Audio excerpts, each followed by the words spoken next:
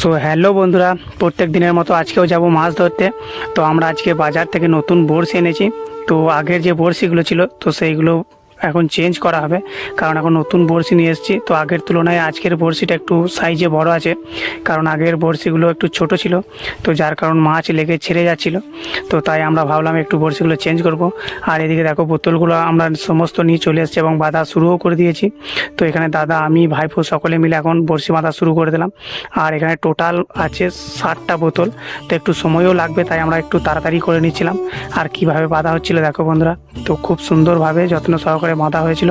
তো তারপরে আমরা সমস্ত বোতলগুলো বেঁধে নিয়ে এখন চলে আসি পুকুরের মধ্যে। আর পুকুরে দেওয়া দেখো শুরুও করে দিয়েছি। তো এইভাবেই আমরা সমস্ত বোতলগুলো এখন এক এক করে দিয়ে দেবো। আর আজকে একটু ভালো করে পরিষ্কার করে নেওয়া হয়েছে, কারণ কালকে আমরা অনেক কষ্ট করার পরও মাছ খুব একটা ভালো হয়নি।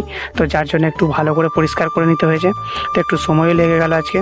তো দেখো বস্তায় করে ভরে নিয়ে আসা হয়েছে আর সমস্ত বোতলগুলো এখন নামিয়ে দেওয়া হচ্ছে।